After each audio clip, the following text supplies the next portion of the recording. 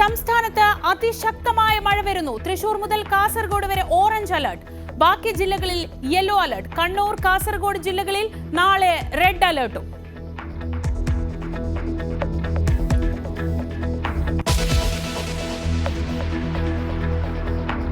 കാസർഗോഡ് നിർമ്മാണത്തിലിരുന്ന ദേശീയപാതയിലെ മണ്ണ് ഒലിച്ചുപോയി. കൂരിയാട് ദേശീയപാത ഇടിഞ്ഞപ്പോൾ കാർ യാത്രക്കാർ അത്ഭുതകരമായി രക്ഷപ്പെട്ടതിന്റെ ദൃശ്യങ്ങൾ ന്യൂസ് 18.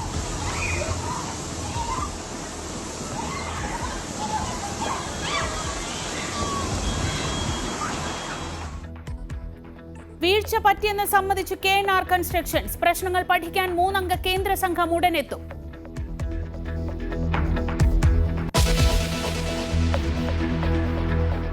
കുഞ്ഞിനെ പുഴയിലെറിഞ്ഞു കൊന്ന കേസിലെ പ്രതിയുമായി തെളിവെടുപ്പ്. അമ്മയ്ക്കെതിരെ വൻ ജനരോഷം.